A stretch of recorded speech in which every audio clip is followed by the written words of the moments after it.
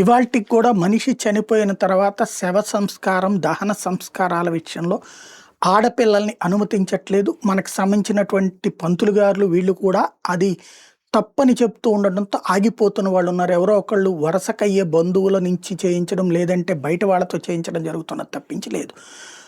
పుత్రుడు పున్నామ నరకాన్ని దాటిస్తాడు అన్నటువంటి సంప్రదాయాలకే కట్టుబడుతున్నారు. ఈ ఇంపాక్టే భారతదేశంలో ఇవాల్టికి కూడా ఆడపిల్లల పట్ల వివక్షకు కారణమవుతుంది.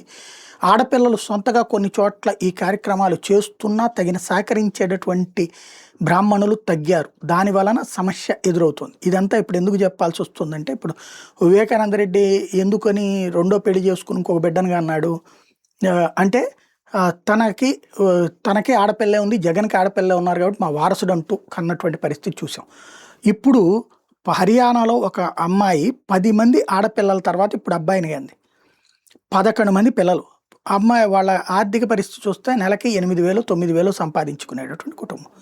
ఇప్పుడు అక్కడ ఉన్నటువంటి డాక్టర్ గారు అది మెన్షన్ చేస్తూ ఈ 10 మంది ఆడపిల్లల్ని ప్రభుత్వం తీసుకుంటే బాగుంటుంది, పోషించాలి, లేకపోతే కష్టం అన్నటువంటి పాయింట్ మెన్షన్ చేసుకొస్తూ అబ్బాయి కోసం ఇంతమందిని కన్నారని చెప్తే ఇప్పుడు అది కాస్త వీడియో వైరల్ అవుతుంది. డాక్టర్ రంజన్ పెట్టినటువంటి ఒక పోస్ట్.